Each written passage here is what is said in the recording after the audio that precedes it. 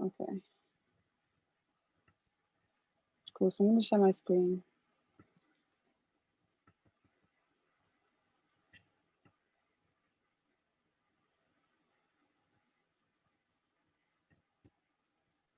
Oh my God, no.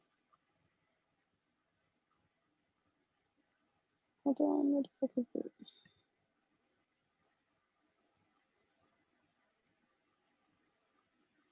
Wait, why is it not working?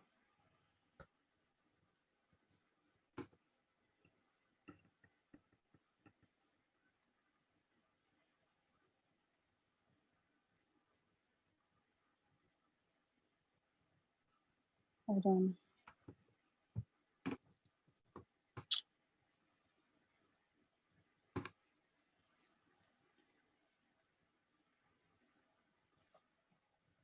There we go. Right, can you guys see that? Yeah. Right, cool.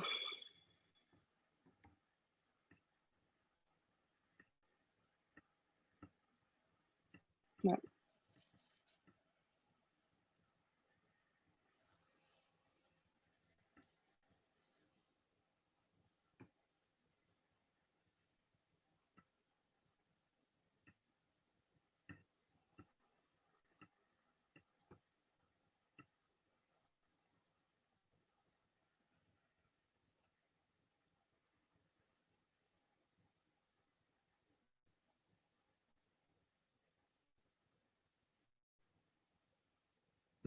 Am I the only one not hearing the audio?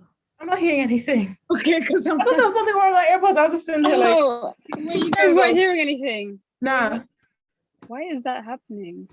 No, I'll just read the subtitles.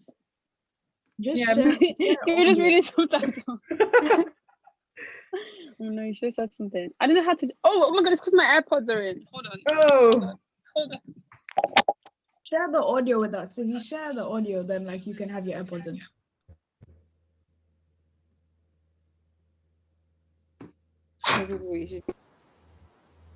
Many educators should be thinking. Can you hear that? Many Yeah, educators.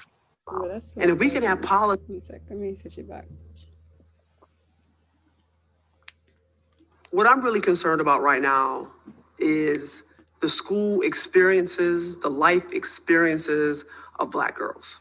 Black girls are misunderstood, misread.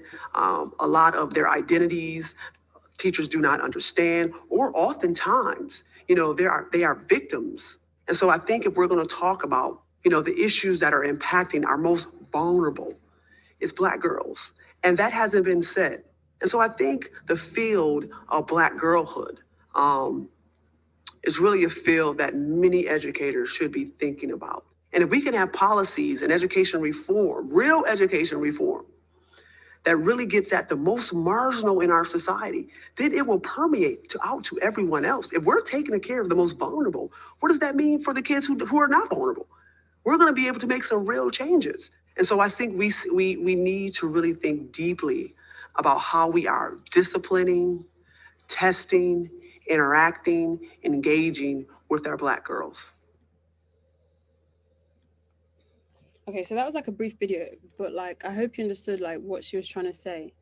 In that when it comes to Black girls, teachers' attitudes to Black girls can often impact how you achieve in education. So whether it's in terms of like testing, grades, predicted or actual, setting and streaming, attitudes to your hair, attitudes to the clothes you wear, attitudes to our behavior, thinking that Black girls are more disruptive when really you're just speaking normally or whatever. Those biases can affect how we kind of move through education, how we experience education, and in turn like it can have like a ripple effect on our life experiences. So I wanted to know what you guys think about that, and whether you have any experiences in education that relate to like teacher biases that you'd like to share.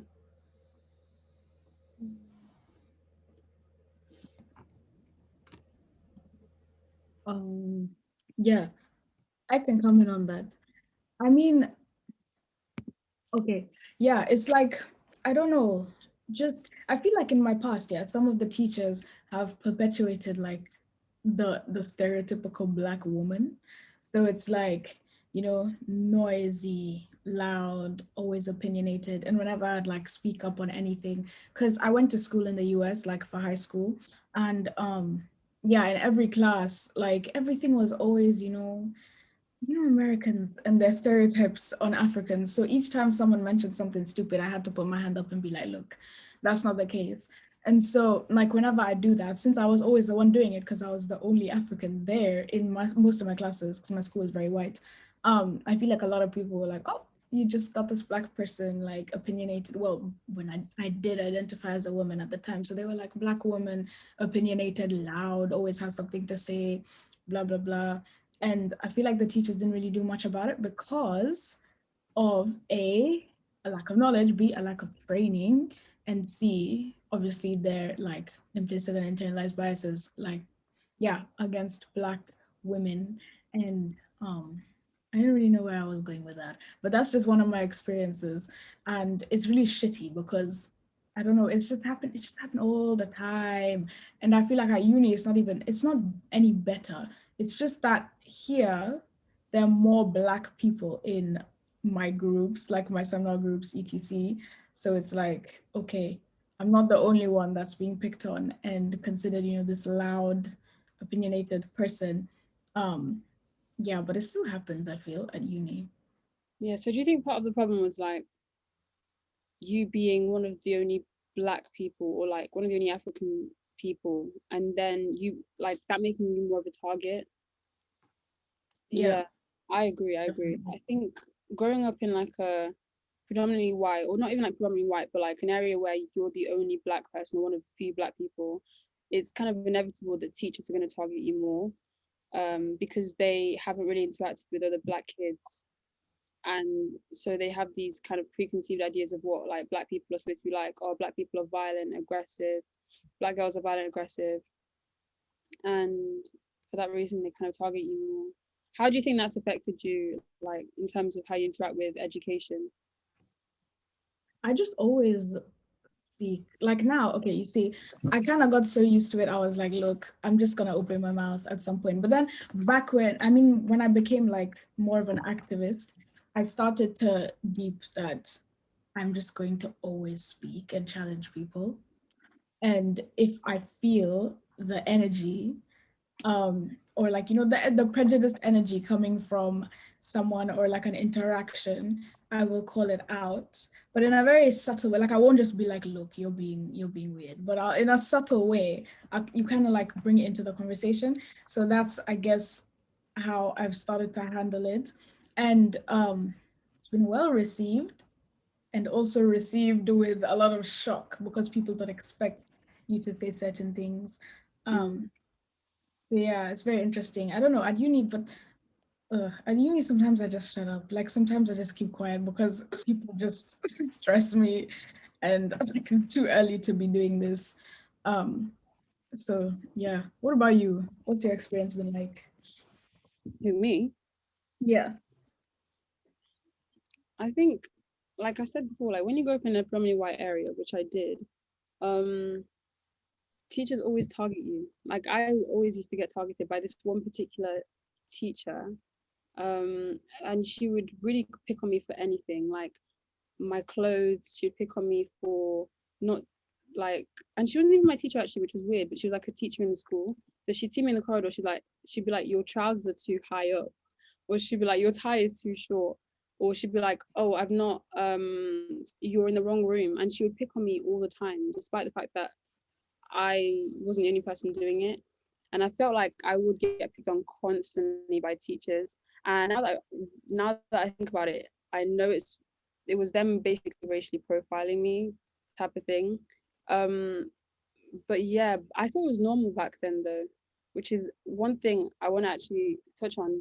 This idea that when in terms of like when you're on the receiving end of these biases, you think they're normal, and then that kind of affects you psychologically. Um, and I think, yeah, without waffling, I think that's one of the things we need to unpack, because it messes you up. It makes you think that, okay, I'm constantly doing something wrong.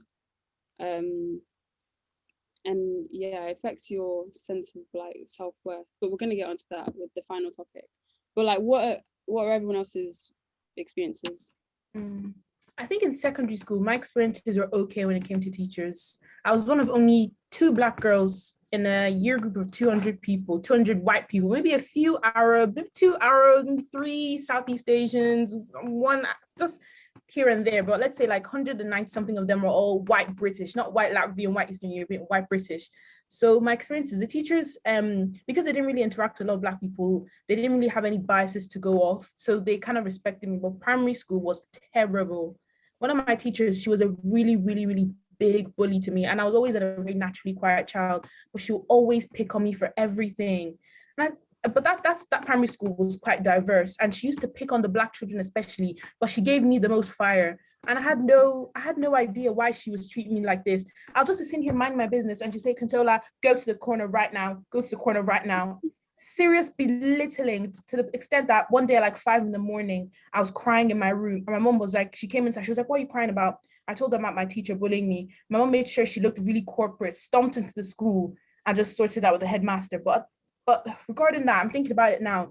It was definitely something to do with some kind of, I don't know, prejudice against me. Because I don't have a clue, but that's just my experience when it comes to that. They just, I don't know. I think some of them believe that we're all going to end up showing that disruptive nature somewhere, even though a lot of us aren't disruptive. But on things that I feel like white children are more disruptive than Black children, if you even make it proportionate. But they just. In what sense? Like, do you mean like because there are more of them, or? No, I don't think it's because there's more of them. I think if we made it proportionate, like equal, let's say there's the same amount of Black people, same amount of white people, I feel like most of the time the white children will be more disruptive. And I don't even think it's something to do with race. I just think it's to do with the child, but teachers just have that bias that it's set on race. Not all teachers, some of them. Yeah. Does anyone else have any experiences they'd like to share? Yeah, I had like that experience where I was like that whole like aggressive Black girl was like projected onto me. Like a lot of time, like throughout secondary school, you're so sassy, Shukri, you're so fierce, you're so aggressive, you're really intimidating. And like teachers will say that to me and I'm like, why are you intimidated by a 15-year-old girl? Yeah. And like and it's like so frustrating, but like, and like at the time, like I was like, oh, I don't want to be, like, you know, when people speak and they say things like, oh, you know, or like they try to like, when you say your opinion, you try to downplay your opinion. And I was like, no, I'm not gonna do that. I'm not gonna say things like, oh, you know what I mean, kind of thing. Like I said what I said, point blank period. And a lot of times teachers were taken aback by that. And like, I guess like people would always keep just telling me, you're really aggressive, you're really intimidating. And I just didn't know how to feel about that. I'm like, why is everyone always saying that to me? Why is everyone always telling me that? And I'm like, and I used to say to my like Black friends, oh, am I actually intimidating? They're like, no, you're normal. And like that's when I realized, oh, it's just because that whole aggressive Black girl stereotype is being enforced onto me when I'm just speaking like any other like person would, who is confident and assertive. Like I don't know why my confidence is turned into aggression in those scenarios. People are intimidated by the Black voice. Like people are so intimidated by the Black voice. Anytime, I swear we could like say hi and people would be like, whoa. It's horrible. Yeah. So Actually, annoying. Yeah, linked to that is this, you know how Black people use like body language a lot? We use our hands a lot. Yeah, Like, I'm talking about hands and everything, yeah, when we speak. And I think white people aren't necessarily used to that. Like we'll be doing this, you know, that's just our way of expressing ourselves. And people be like, why are you being aggressive? Why are you doing all this? And it's like, that's actually how I speak, or that's how I express myself. And that like fuels the whole aggressive Black girl trope. And it's I haven't experienced that with teachers, more with like my fellow students. I'll be talking like this. Then people be like, whoa, can so calm down. I'm like, I'm calm. I'm speaking in a calm tone. I'm just expressing myself with my hand. Yeah. That's just how I talk. Exactly. Yeah. I'm like, it's not a difficult, it's not a deep discussion. I'm just like, that's just how I'm speaking. If a white person was doing this, they'd be like, yeah, she's passionate. But facts. I don't know. Yeah. It's so funny, like the terms they use, though, like for like if it was like a white girl speaking about things confident, it's like, wow, like you're so passionate, you're so like, you know, confident, but no, you're aggressive, like, you know, sassy. And it's like, okay. Yeah. And I think the word sassy is like flattering, but it's not it. And it's like, I used to get it to my like A-level English teacher a lot. Like he would always be like, you're so intimidating, Shukra. And I'm just like, okay. And it's really pardon? He called you intimidating. I can use that. Because he would use that word because like I would disagree with him, and then he was like, "Oh, you're really intimidating, Shukri," and I'm like, "Okay." And he goes, That's he'll try like, oh, it's a good thing, you should be confident. But I'm like, it's weird to like say to me as like, I guess a 17-year-old, like, oh, you're really intimidating, because I'm like, you're like a middle-aged man, and I'm just disagreeing with your opinion. Like, wouldn't you not like want your students to like speak up and stuff like that? What do you think is the root of these biases? Like, where do you think they stem from? The topic, harnessing Igbo entrepreneur spirit in today's Oh shit. Oh, I think it stems from the media. I feel like they're watching all these shows, they're watching like it's the Black character will be like the most rambunctious one in the classroom, and then the teachers internalize it. Before they're actually teachers, they'll be in secondary school in the 90s, like, okay, this is how all these Black people are like, all right, then they'll go and start projecting on us when they become qualified, even though a lot of us aren't like that. Or maybe they it's definitely the media, like maybe they'll watch these documentaries, like, you know, like these shows, like back in the 2000s, they did this like educating London, educating Yorkshire. Yeah. And maybe they'll see these shows, and it's always the Black students. I don't know why the cameramen like to focus on Black students a lot when it's in London. And then they'll see them just disrupting the classroom, and then they'll internalize that and be like, all right, I need to be extra tough, even on the Black students who don't contribute to any disruptiveness, to just minding their business. So Wait, have you guys watched What Men Want? The movie? The one like Garrett Union. I feel like, I don't know, like it just rubbed, like I love the movie because it's really funny, it's like a comedy, right? But then something rubbed me the wrong way when I started to think about, like after watching, I started to think about, oh, the character, like the main character, right? And just how, you know, they made her super aggressive and stuff, and really like, because she was working in a, sports agency or whatever, with all these white men, and they would always be like, calm down, like whenever she was really into her job and stuff, because she was really good at her job, and they'd always be like, breathe, blah blah, and I'm like, they're doing the same, like she's doing the same thing, calmer, but you're telling her, oh my god, like, calm down, breathe, blah blah. And it's movies like these which are like a main Black character who's like a Black woman, and like even if it's someone who's working or like very high up in like the office or whatever, when it comes to like where they work, it'll still be like, I don't know, like they're so aggressive and so outspoken, and they make it so negative. And that's just so detrimental, because people watch that and you think like, shit, that's how I'm seen. The rest of the rest of the world is thinking about me, and that's just not right. Because like in secondary school, like my name isn't like hard to like pronounce. I get like when you read it, it's like, oh, Mavelis, all that type of stuff. But like I'll be like, oh, it's Mave. And like so obviously like we like the supply teacher would come and it'd be like, oh, he's gonna get Mave's name wrong. But there was another girl in my class and she was Irish and white, and her name was Aoife, and like the teachers could never pronounce her name either. But like I'd be like, oh, it's Mave, that's what I'd say. And then everyone would be like, you're so sassy, like the way you always answer back to the teachers, it's so sassy. But I'm like, I'm just telling them how to say my name. But like Aoife would correct them as well, but then nobody would say anything about the way she corrects it. It was always me. It'd be like the class would go silent before my name, and then the supply teacher would say it wrong, and then it'd be like, oh, she's so sassy. And I went through like a lot of like secondary school. It wasn't so much the teachers, but it was more like the students like perpetuating this whole idea that I was like super sassy, I was super like all the type of stuff, and I just feel like it's so false, like it's just not true at all. Like me correcting you on how to pronounce my name isn't sassy, it's just so you can pronounce my name properly. That's just, sorry, I feel like I'm talking a lot, but that's just like whatever, it's something for me. I was in a seminar last week, and like my name is T, then my surname, right? So the seminar leader, like, I don't know, this guy, like other people had just their initials, and so because I go by T or Ty, people had their initials or like short names as their Zoom name and then their surname.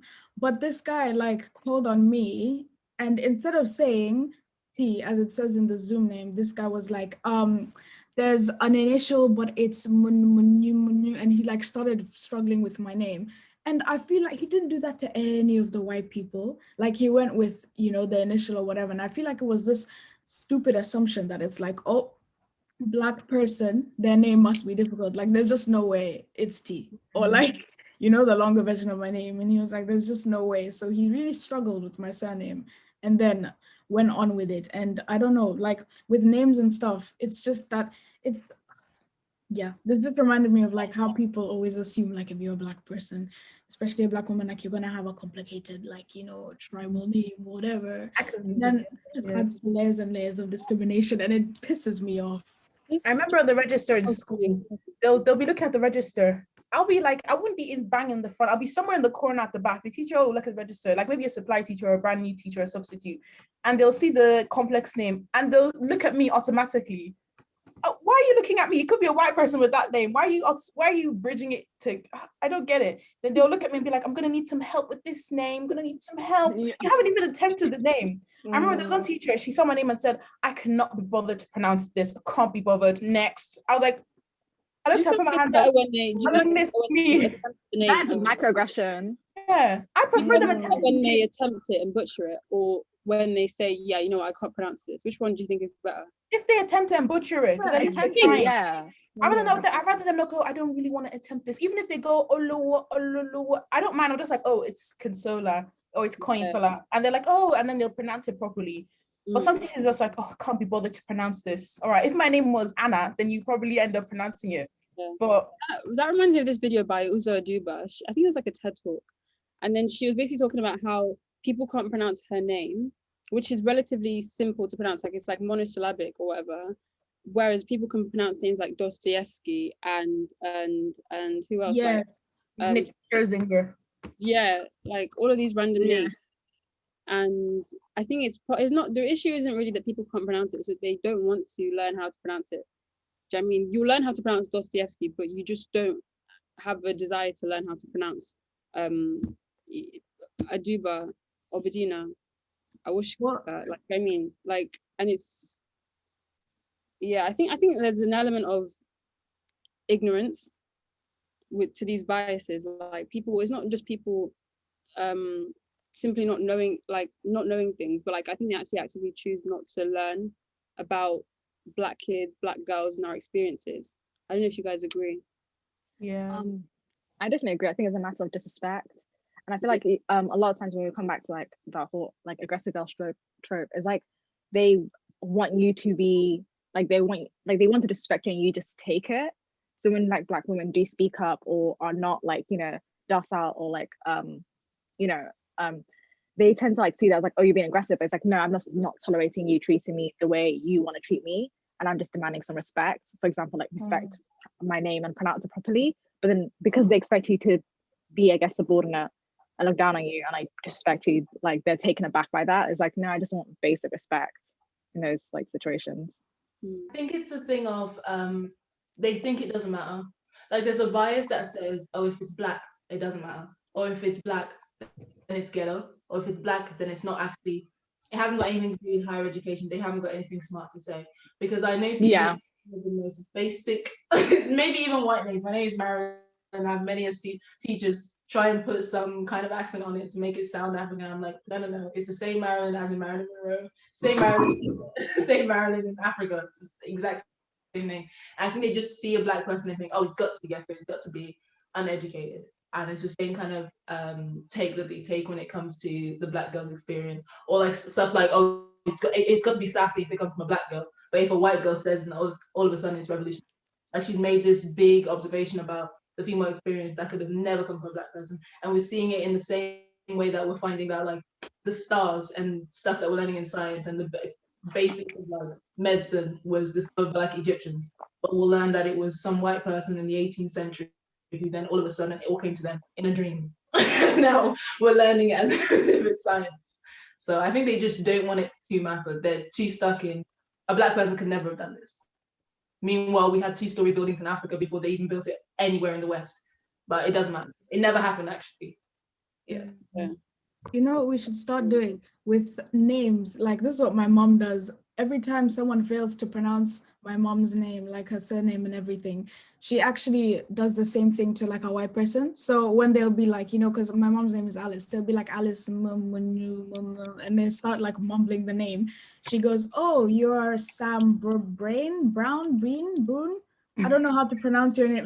I've seen her do that in meetings, like in panel events. She has done that, and it actually cracks me up.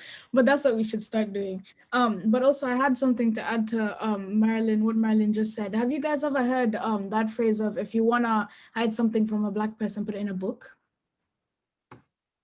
It's like a thing. It's like, if you want to hide something from a Black person, put it in a book. And it's just like perpetuating that thing of like, Black people don't read, Black people don't, we are not invested in education, or, just we're not intellectual whatsoever.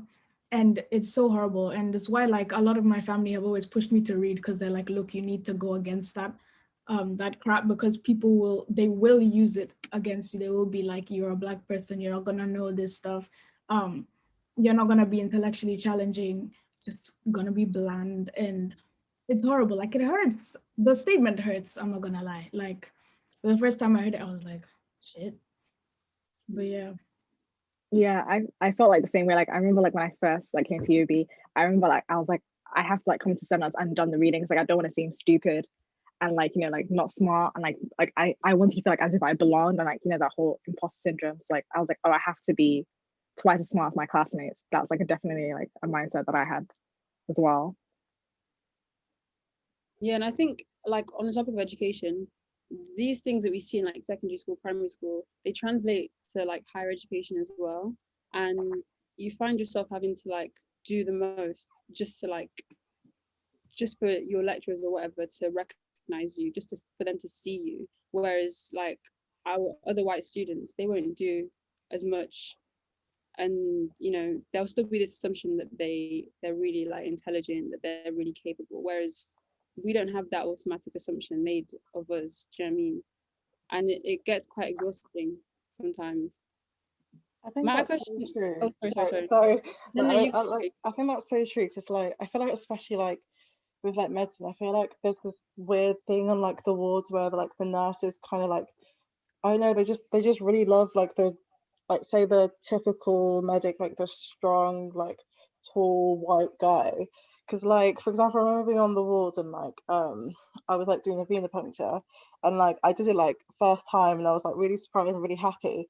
And then but all she could do is talk about this like other male student, and how he was like, going around the ward doing venipuncture. And I was like, can you just not recognize that I did something? Why do you have to keep talking about like someone else? And I just found it like a little bit annoying. But like, sorry to interrupt, it was just like, I just find it really annoying that this whole like, as know, like when they do something, it's like recognized, whereas I feel like when I do something, it's like, oh, that's valid actually, because I didn't realize it was like that with medicine. Obviously, like, that there'll be those like biases, but I didn't realize it was that deep, to the point where they're just talking about some other guy while you're doing this.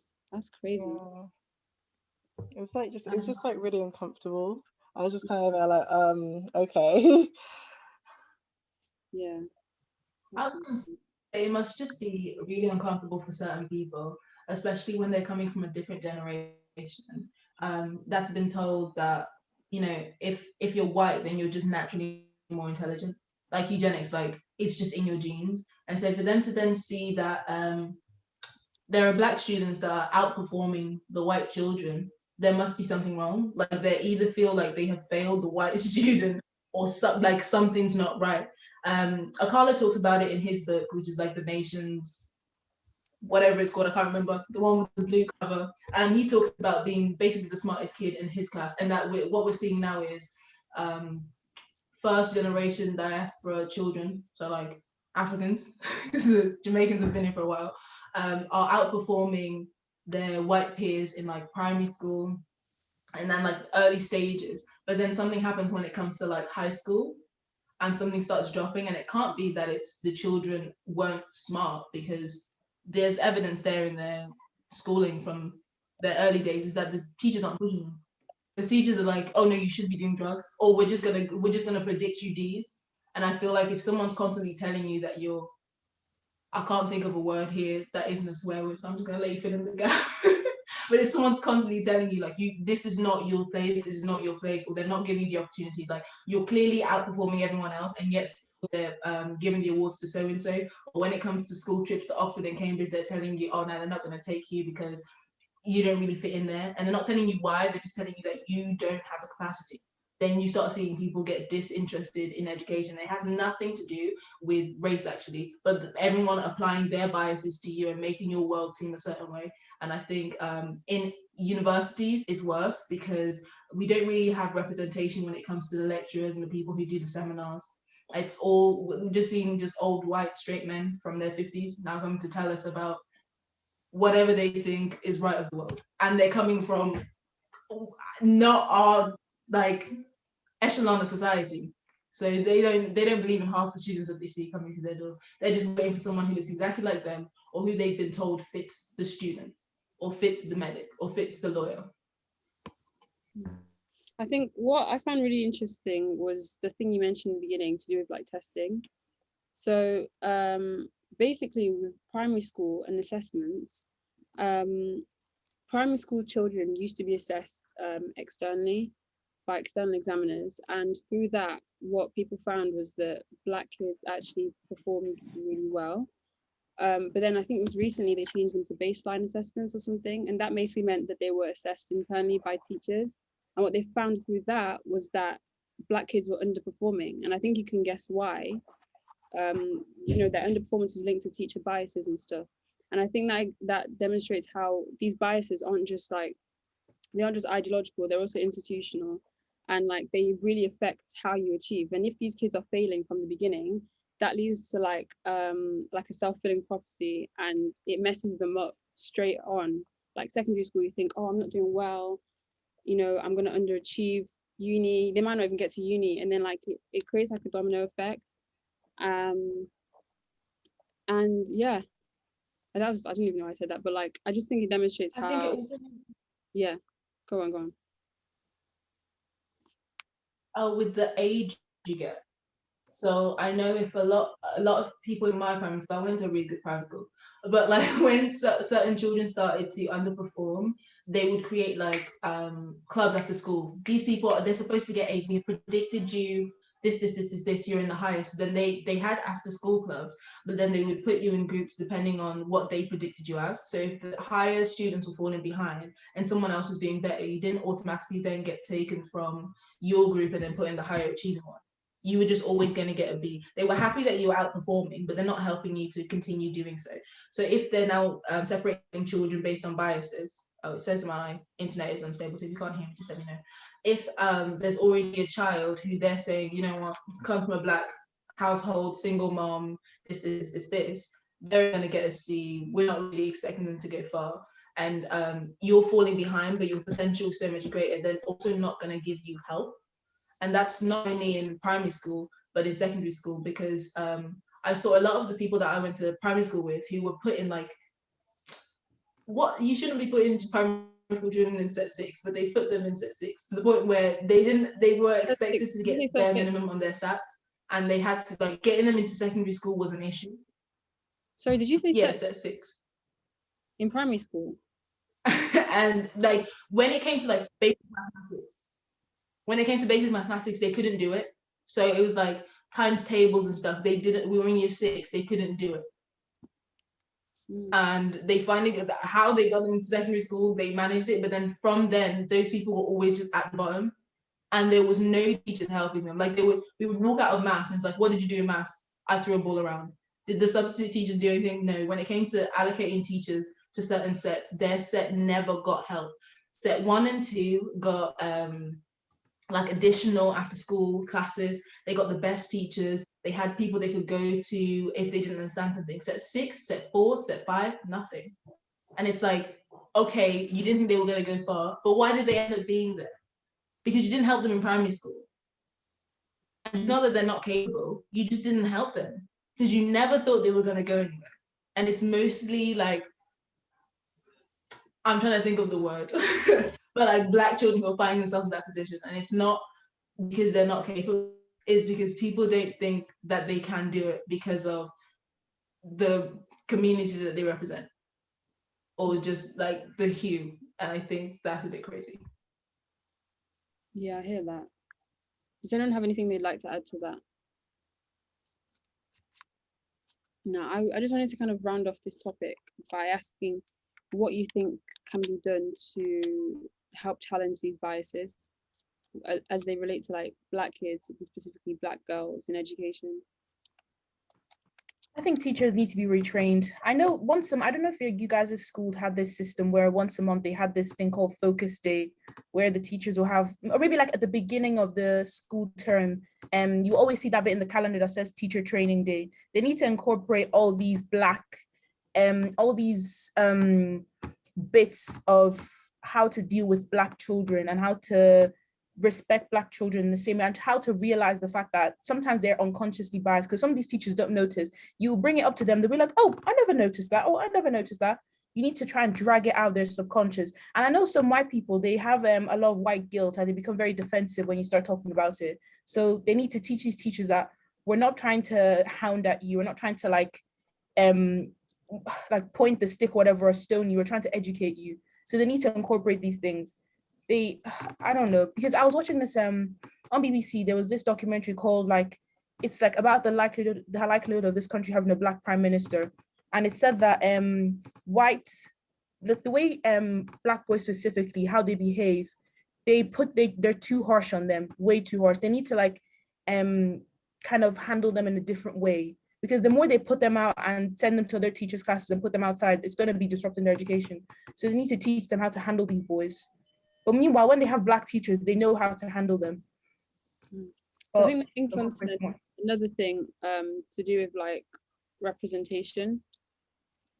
So on top of like giving teachers like unconscious bias training, you need to make teaching or teachers more representative. But then the issue with that is like, where are you going to get the Black teachers from? I feel like Black people are discouraged from entering teaching because number one, you're not getting paid enough generally, unless you work for like private schools.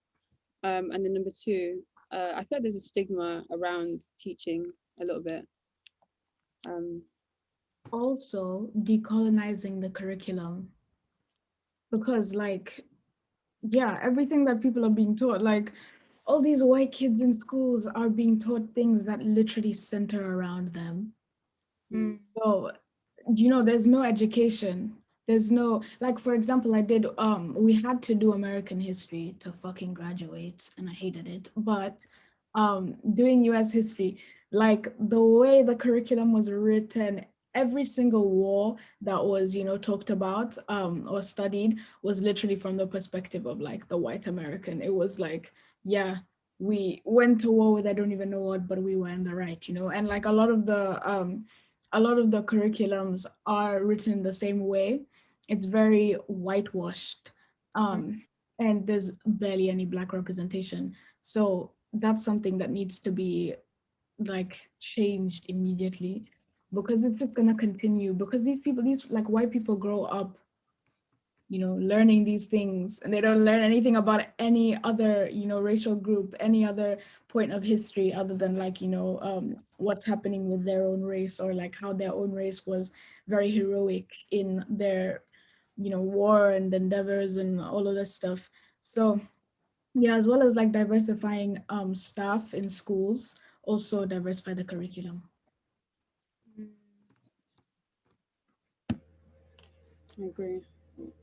Yeah, that was really necessary.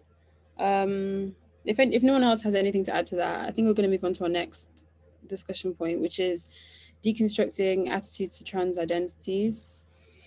So I think Ty, you're going to lead this one. Just kind of lead the discussion. Yeah.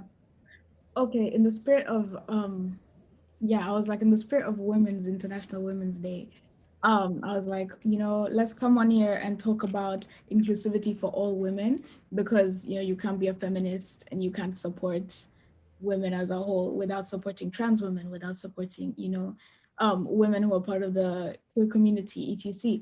So I'm just curious, like, what are some of the biases or prejudices that you guys have heard towards trans women, especially Black trans women, if any at all, like within schools, friend groups, etc. Some people will say that, oh, it's the white people that brought these ideas to Africa. This was never here beforehand. This was never here before white people came. Stop bringing these white, but they don't know that there've been trans people. There's one And my mom told me there was one Yoruba king that was a transgender man, because like they said that because when his father died, people were looking around like, how are we gonna, this lineage is gonna end. So I think he always felt like he was a man internally, so he stepped on the throne, and then I forgot what like, all I know is that he was transgender man. That's all. And people feel like it never existed before white people came, but they've always been around. They just haven't been recorded. That's all. It's literally ideological imperialism. Like when the colonizers came in, the white men on boats, they brought with them all of their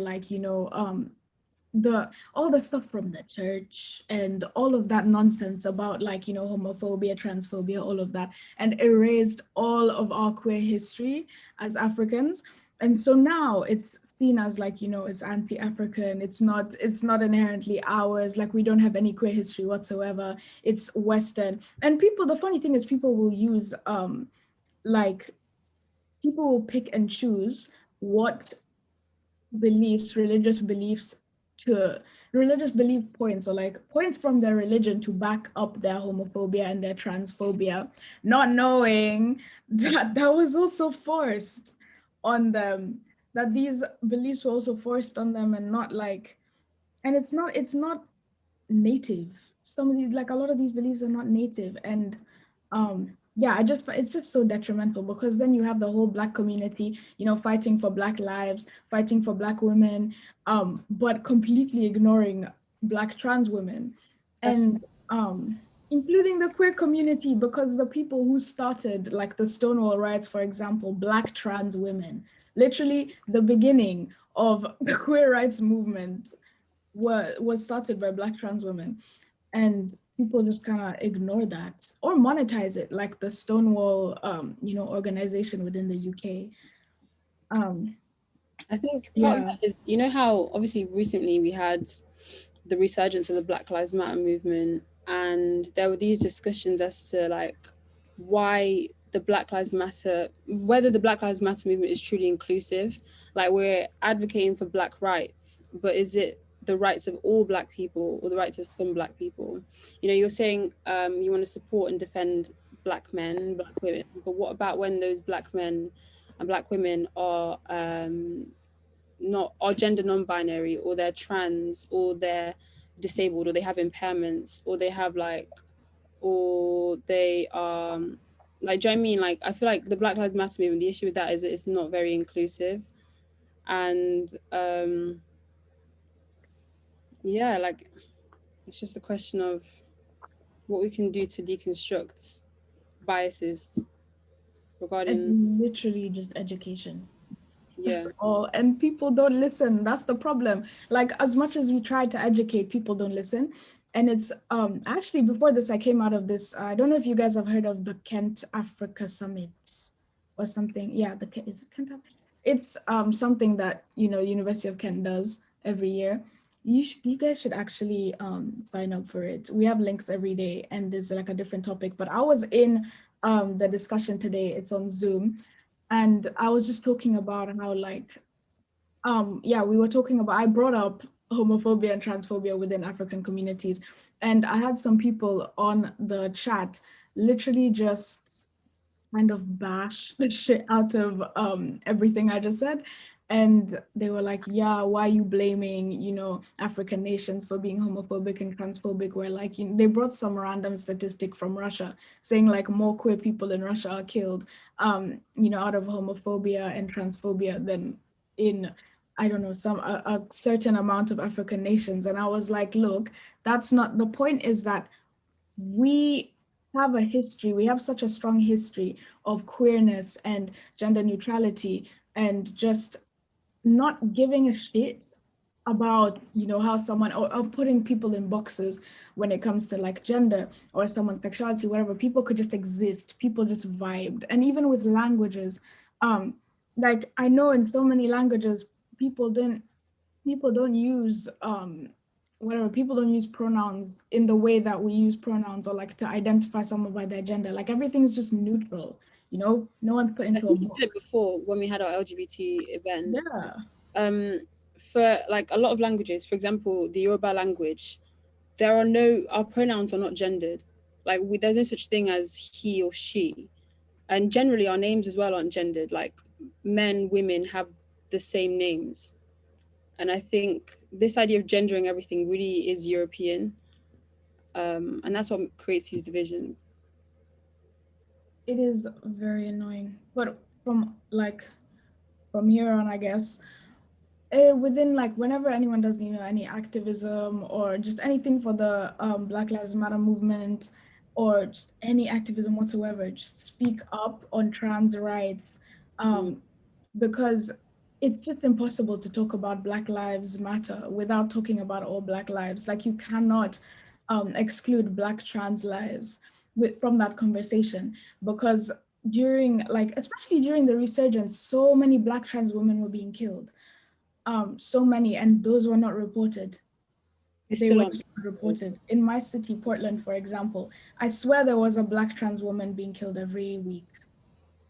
There was reports every week, but reports from, small news outlets, not the larger ones. People weren't focusing on it at all. People were focusing on, binary Black lives, or just Black lives that are like cis and het Black lives. And yeah, we just need to focus on all Black lives, to be fair. Like you can't exclude a whole group from Black Lives Mattering, because what's the point? It's so detrimental, so destructive.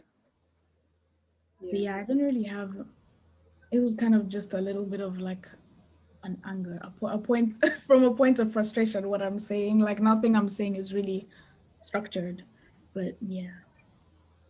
I think as a Black community, we're kind of like stuck in a backwards mentality. So you know how the whites have had the opportunity to, grow and all of that. We haven't had that opportunity. We've not had that long. I think independence days are, what was it, 60, 70 years ago now?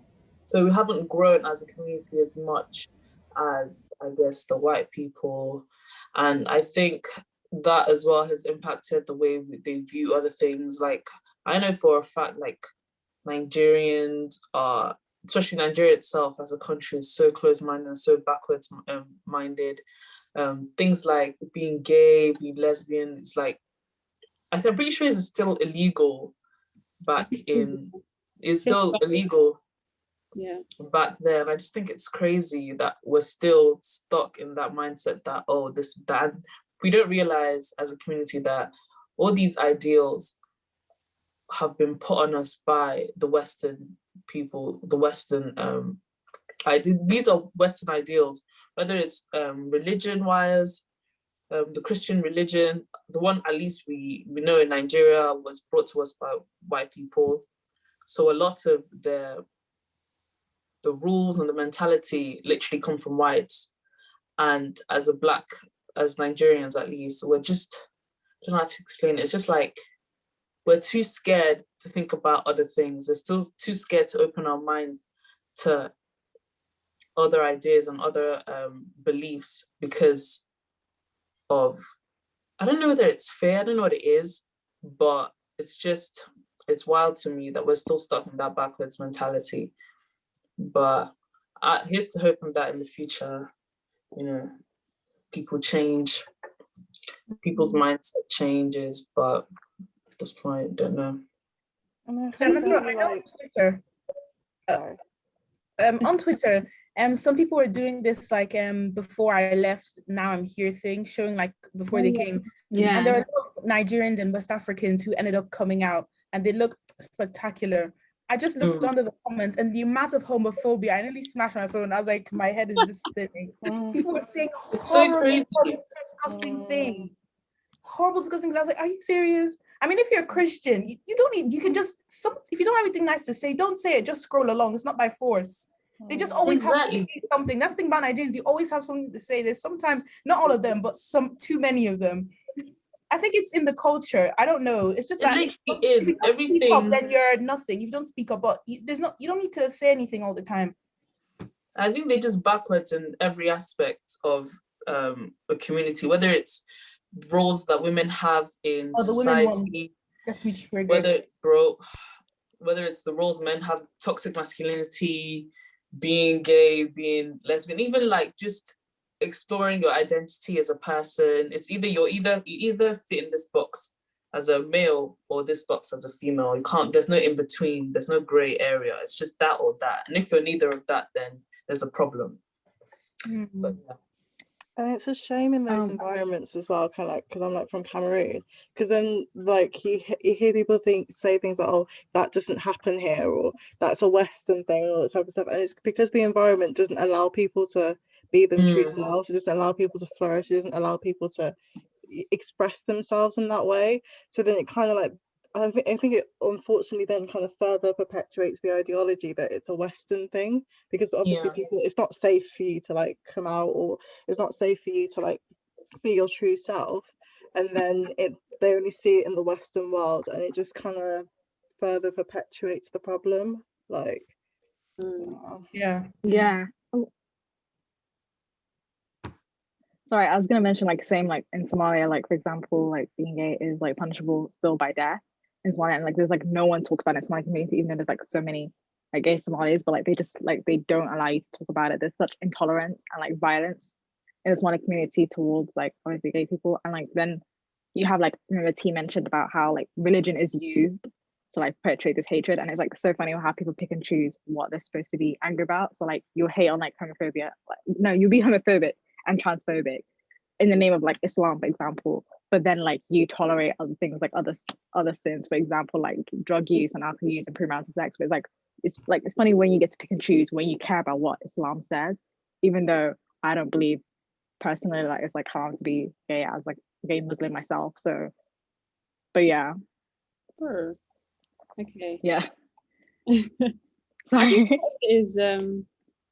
I think part of it is like respectability politics, and like which is basically like when I feel like these African leaders or African people or Black people kind of are marginalized themselves, and so they're trying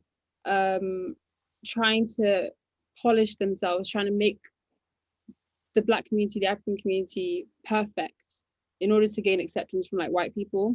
And to do that, you have to kind of shun what is perceived to be like disturbing or like damaging.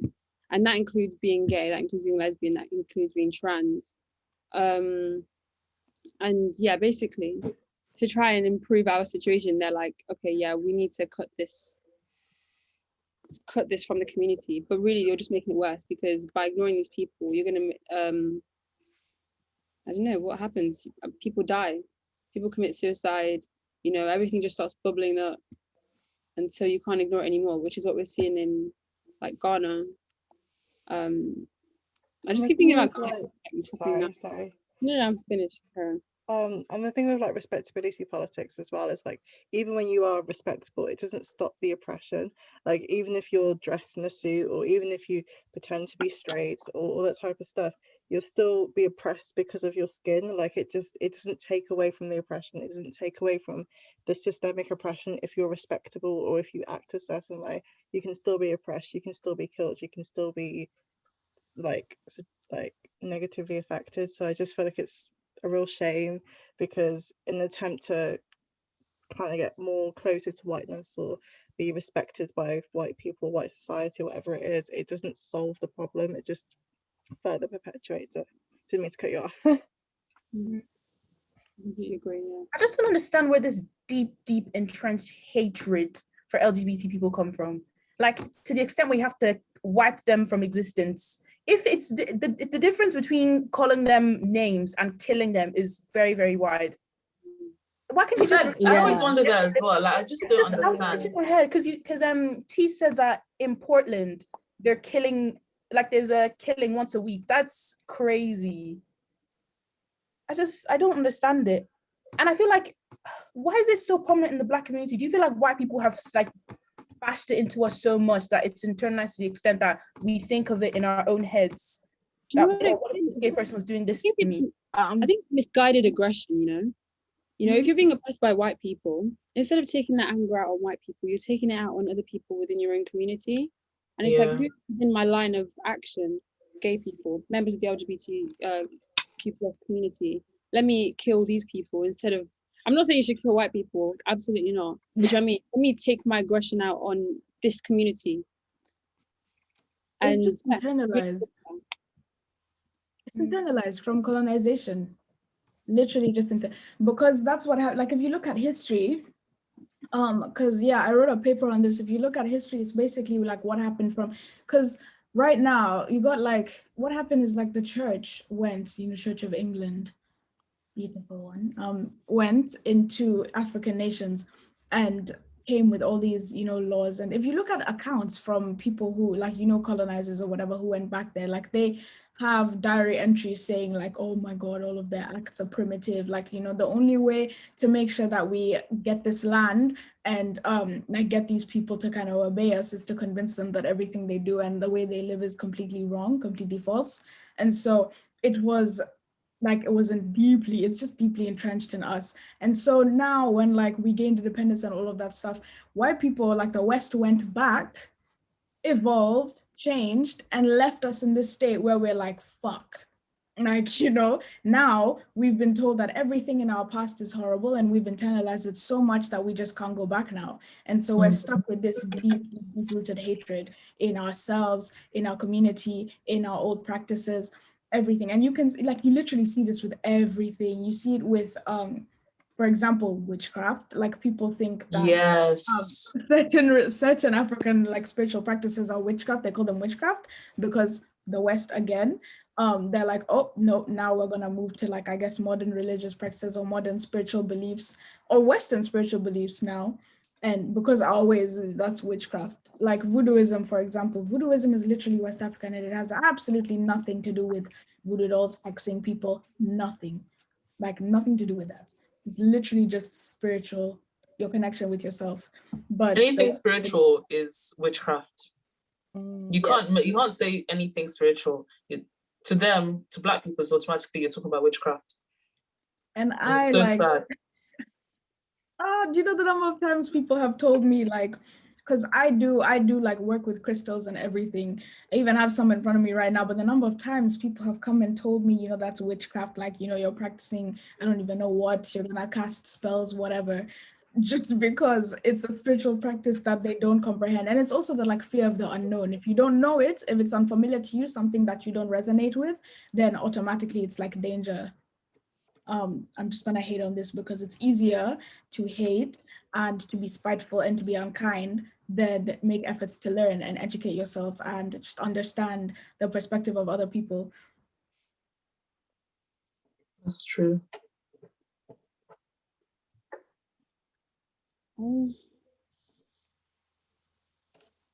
Sorry, I've lost my train of thought. How do you think we can, I think you touched on this a little bit, but like, how do you think we can overcome these issues? How can we get the Black community to unlearn these attitudes to Black trans women and improve their experiences? Because you touched on education before. Do you have any other, or does anyone have any other suggestions? I feel like, honestly, in my opinion, I don't think we've had enough time to really readjust our mindset, because we haven't been, I think it's not been up to 100 years where we've had our independence, where we've been free from colonization, their mentality, their attitudes. So I feel like as a community, as a society, we haven't had as much time as the white people have had to evolve and to grow. And we haven't been given the opportunity just yet. But at the same time, it's not an excuse because we're living in a modern society. There's so much information out there. It's not like before where you just believe what your local group of people are telling you. Now there's so much information out there. You can go out there and learn for yourselves what is true and what has been, negatively embedded in you. But that's what I have to say. I think the church needs to accept it as well. I know it's like really difficult, but I feel like because it's such like an integral part of a lot of like Black people's like communities and all that type of stuff, I feel like if the church starts to hopefully accept it and like start just being like, well, you can't say with like the same thing that God loves everyone and then just shun people, that God has created and God loves and all that type of stuff. Because I feel like if it's more accepted in the church, more accepted within that community, then it's more likely to not be like, the hate won't be constantly, hopefully, like perpetuated. But that's like a simple solution, because then people will still hate regardless. They brought the word homosexual to the Bible in like pretty recently, actually. It was never there. It was pedophilia, and it's the German translation. It was pedophilia before, and they translated it. I'm pretty sure it is the German translation that translated it or made it homosexuality, or whatever word is. I don't know whether is it homosexual. It's homosexual. That's the word in the verse, right? But yeah, it was never like that. And white people decided we're just gonna continue to find ways to ostracize people, and that's actually how it came about. So each time like someone puts that argument forward, I always bring up the history.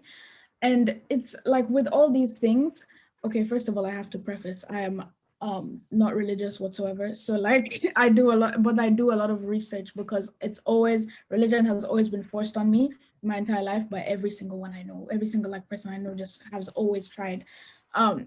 But because of my identity. But yeah, it was never a thing. And then at some point they just decided, I don't know why, but they decided to change the wording.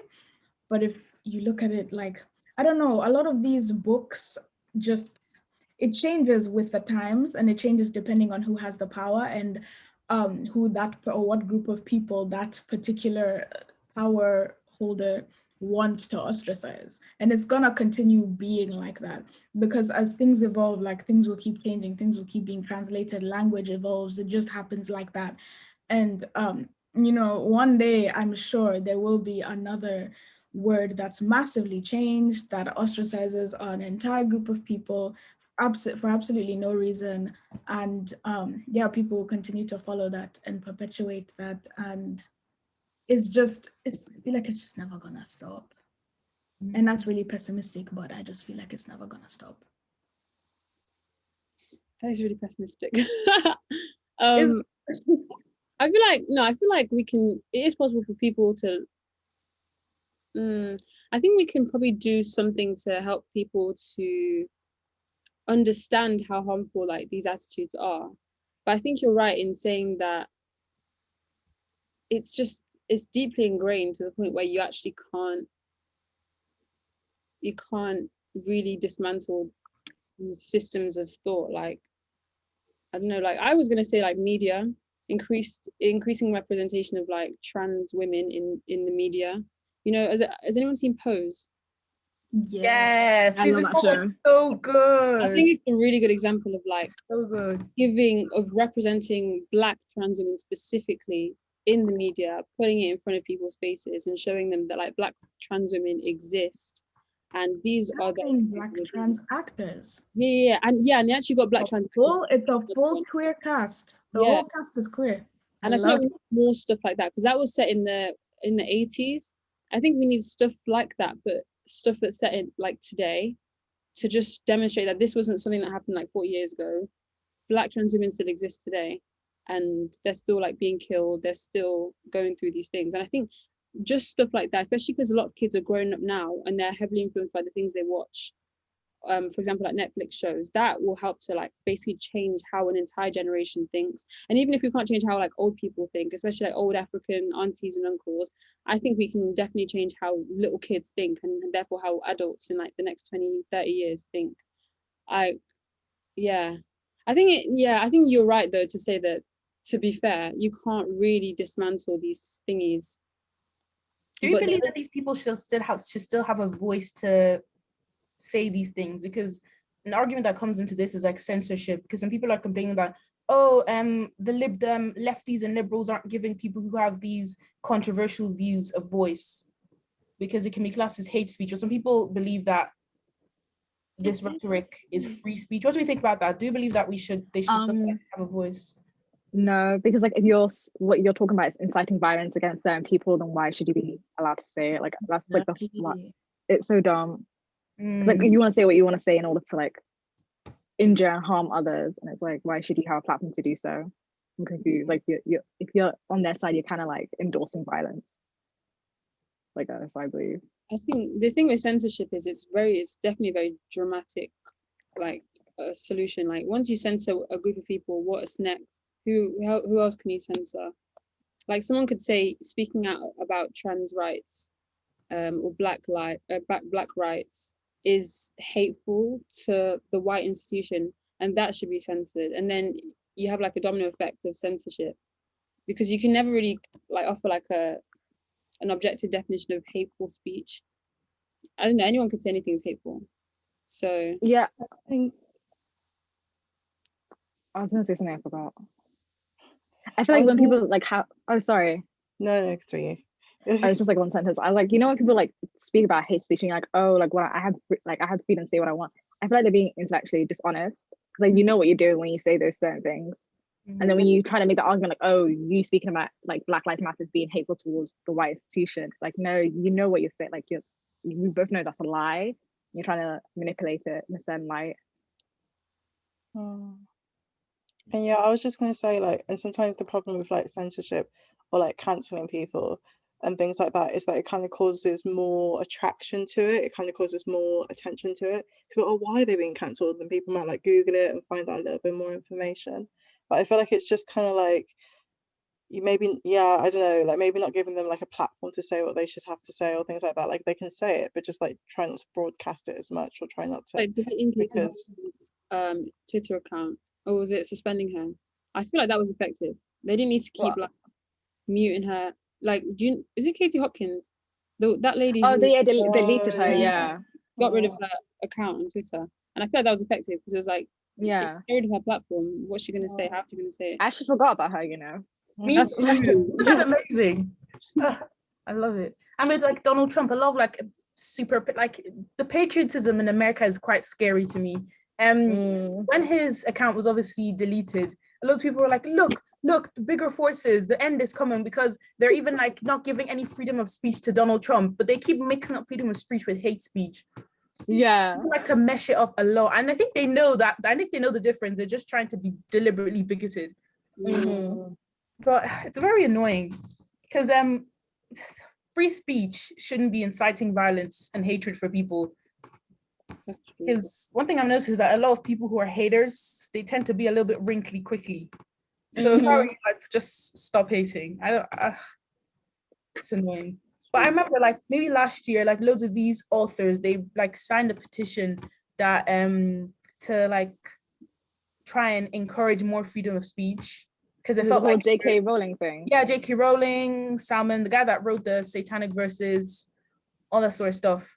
Yeah. It felt like freedom of speech was slowly dying away. And they feel like universities are encouraging censorship. Because I remember I was on Brumfest, and a lot of people there's this society that condemn people who are pro-choice. And people were like, this society needs to be gotten rid of. And someone in the comments was like, this is like censoring freedom of speech and freedom to self-society. But I was like, nah. Because the thing with this society, they were saying a lot of things like, if you abort a baby, you're a slut. If you abort a baby, you're killing a child. And I don't think this kind of... Yeah, that's a whole different thing. Yeah, it's a lot. Yes, I feel like we should conclude what, like, in terms of deconstructing trans identities and changing attitudes, deconstructing attitudes to trans identities and unlearning these biases. The ways we can unlearn them would be like education, media, increasing media representation, potentially censorship or deplatforming people. What else did we say? Including the church, trying to get them involved. The church, yeah. I think those are valid. Yeah, I think we should move on to our final topic, which is personal development and self-doubt. And with this one, the kind of focus wasn't on the biases projected by other people onto you. It's kind of like your internal biases towards yourself and how they affect you and your ability to kind of thrive as an individual. I was wondering if anyone has any experiences like of times when their self-doubts affected their ability to thrive or succeed, or just be. I mean, I feel like with what I was like saying before about being kind of like the sassy girl in my school, even though I wasn't, and like I was kind of like known as being like loud as well. I feel like especially in like the first and second year of uni, like during like seminars and things like that, I wouldn't speak up as much because I didn't want to be again known as sassy. I didn't want to be again known as loud. But then there's like this quote, and it's like, oh, um what is it? It's something like, oh, if you don't speak up when like your oppressors or like when people are hurting you, they'll kill you and they'll tell you that you liked it. And like I really liked that, like that really resonated with me, because I was just kind of there like, yeah, if I don't turn around to people and say what I have to say, or say that like this isn't okay, or just voice my opinion, then they're just gonna think that what they're doing is okay, or they're just gonna think that oppressing me is okay, or they're gonna think that their views are okay when it's not. So I feel like since then I've like been able to like speak up more and just be like, and like, I feel like also like educating myself on like the whole like aggressive stereotypes and like the loud black girl stereotype, and just seeing how all those things are kind of used to silence black women and oppress black women and perpetuate ideologies about black women being like aggressive and too loud and too wordy and too much in general, even though we're completely fine. I feel like it was all that type of stuff that also helped me to be like, no, I need to say what I have to say, and I'm gonna say it and gonna deal with it, type thing. Yeah. definitely. Mm.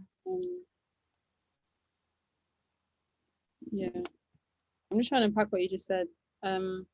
I think the idea of being like silent when people treat you badly is something I've like experienced.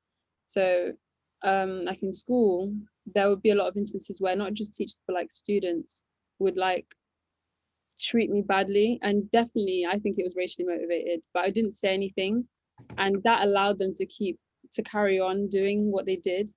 And then now I think about it, like I regret not standing up for myself, but I think part of it was like me thinking if I stood up for myself, then I would basically have the weight of all of these white kids on me. They'd be like, oh no, but why are you like, do you know what I mean? When people gaslight you, they'll be like, no, like you're seeing it from like an incorrect angle, like, oh, it's not racially motivated, oh, da, da, da, da. And then that, it seems like basically standing up for yourself is more hassle than it's worth. Do you know what I mean? And so you just end up staying silent, and that affects you later on in life. This is why we need to educate white people a lot more.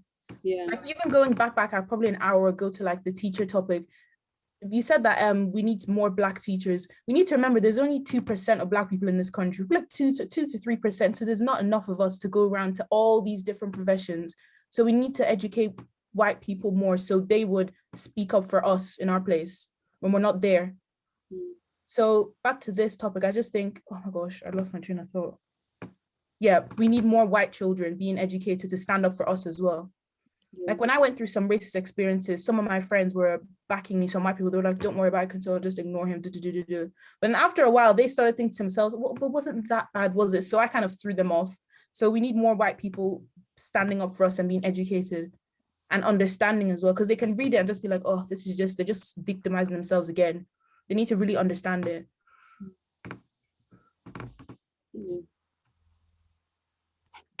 I don't know if anyone else had that experience when, like, at least like for me when I came to UB, because I went to like predominantly Asian schools, so like it was my first time coming to like a place and being the only ethnic minority in like a seminar, especially since I do like history. Like a lot of the times I had like students speak over me, especially when in first year, like we're all in person, like people just talk over me or ignore me, and I'm like, wow, and that whole feeling of like othering just like made me like not want to talk at all. And there's like, you had to have like a different type of confidence to be around white people. Like I don't know if anyone like relates to that.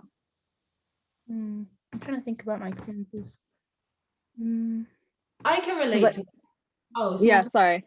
Oh yeah, so I went to like a really traditional sixth form, and in my English lessons, our teachers split us up by not only how well she thought we performed, but what kind of school you came from. So my secondary school was a comp school, which only grammar schools call like comp schools, and it was a thing of whenever we would speak, he would correct the way that we read out loud, Or she would, whenever we said something, she would dismiss it, but then like someone in like the section of the classroom that had always gone there could say the exact same thing. And she would stand there like it was like the best thing she'd ever heard. Or she'd like continue on from that point and then she'd tell everyone to write it down. And when she would mark our essays, because we came from different schools and everyone's obviously got their own writing style, she would just say like the way that you write your essays is just not good. She wouldn't tell you exactly what was wrong with it, but she would just tell you that it wasn't. And then she would hold up certain people's essays and be like, see how much writing is on this. I shouldn't have to do this much corrections for 16-year-olds. This is something that I would expect in year 7 at an entrance exam. And she did that like for at least the first 3 months. It was really harsh, and at some point she just ignored us completely. I remember all my friends who went to the sixth one, we used to like come together and be like, well, if we got in, it's because we deserve to be here. It was like a chat, like every like week or so. It was like somebody was crying, somebody's teacher said something and made them feel like they weren't supposed to be here or they weren't good enough to be here. And we would literally have to tell each other like, no, if you got in, you're good enough to be here. So that was my experience. I kind of linked what you said. Yeah, so what you're touching on is like you having to basically people's biases being projected onto you and you having to tell yourself that you're good enough as a form of like self-development, which I think is really good. That kind of touches on how to overcome these personal biases, like you having to reinforce this idea that, yeah, I'm good enough. I don't care what anyone else says. I'm capable of doing this. If I made it here, then I'm, you know what I mean, I'm capable. And that's really interesting. Does anyone have any other experiences, or do you have any kind of tips on how to self-develop and overcome Maybe personal like, I think maybe like writing words of encouragement, like maybe over your desk, because that's what I do. Sometimes when I feel really like, I'm just like, oh, I can't do this. I'll look up and I'll see those words of encouragement above me and it just gives me a bit of a boost. So that's one way to do it personally. If you don't have like a support system or you don't want to share those kind of experiences with anyone else. Yeah, like affirmations, positive affirmations. And even stuff like, I don't know, I have reminders on my phone, literally like at 8 a.m. or whatever, I'll get a reminder. That's one of my like affirmations. And also when I go to bed at night, it's like, you did good today. Even if I didn't do anything and I spent my whole day in bed being a depressed bitch, it's fine. Like, you know, I still stood up by 8. I had breakfast, I drank water, whatever I did. So stuff like that to keep you going. Or like stick things around the house. Like the first thing you look at when you stand up in your room or whatever, maybe it's the door. Stick something on the door that says something nice to yourself. Yeah, I agree as well. I didn't, like when you think about like anxiety, because I struggle a bit with anxiety and stuff like that. I didn't realize what it was. And then, have you guys watched Big Mouth? Yeah. Yes. Yeah, you know that, you know, the anxiety mosquito. Yeah. I literally just realized that, yo, like that is literally what it is. Like there's a voice in your head telling you what you're doing is wrong or you're not good enough or this and that. When literally, like, when you actually look at yourself, when you take a step out yourself, you realize that, oh my God, you've done a lot.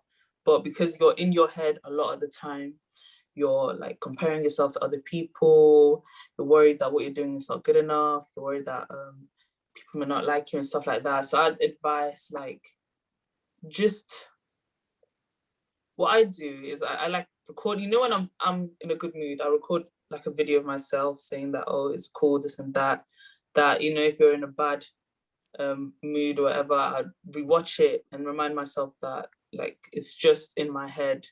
Because I think you need to like figure out, okay, what are the times where I tend to fall into like a deep hole? Is it every 3 to 4 weeks or anything like that? And you know that at that period of time that you'll be going through a tough time, then you just have to like you said, either reminders around your wall or maybe record a video of yourself saying that, okay, this is how I look right now, I'm good. Whatever you're thinking, whatever you're stressed about, is just in your head. And that tends to help me a lot. But yeah, so I do. Because I noticed that a lot of the issues or any like anxiety problems or anything I'm worried about are literally just in my head. It's nothing to do with the outside world. It's nothing to do with what I'm doing or what I'm trying to do. It's literally just all in my head. So I just have to remind myself that. But yeah. Yeah.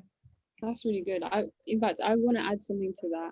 this idea of everything being in your head. I live by, I say I live by, but like there's this thing I tell myself all the time, that you should only ever worry about the things you can control. And I think someone said it on like YouTube or something, but like I literally think about that every time I start feeling anxious. If there's something you're worried about, whether it be like related to racism, related to something like political, or even just related to like some little insignificant thing, if you're worried about something and you can't change it, there's nothing you can do to change it. Stop worrying about it. Like actually just stop worrying about it, because worrying about that situation messes you up and it makes you feel worse when there's really nothing you can do to improve it. Yeah, it's not really a solution, but it's just a way of coping, because once you accept that there's actually nothing you can do about that situation, then you're actually going to be free. You'll feel free, and it's going to help you just to move on to the next thing. But yeah, exactly. Oh, another thing that I read that kind of links in with what TT just said is I was reading the Girl Mogul book, and she's got as one of her like mantras when she is stressed or anxious, that if it's, you have to think about what it is that's stressing you, and if it's not going to affect or take you off course for the next 5 years of your life, then it's actually not important. So like whenever she's like having, and she's like, is this going to affect me in 5 years? And then if not, then it's not really something to worry about. I guess it's not really a solution, but it's something nice to think of. It's a good mindset to have, because you look back at your past and think about all the things that worried you back then. You're like, why did I spend so much time thinking about that? Like, I can say I wasted about 6 months of my life worried about something that right now I'm thinking like, what was the point? It literally had no impact on who I am today. So yeah, that's a good way to look at stuff.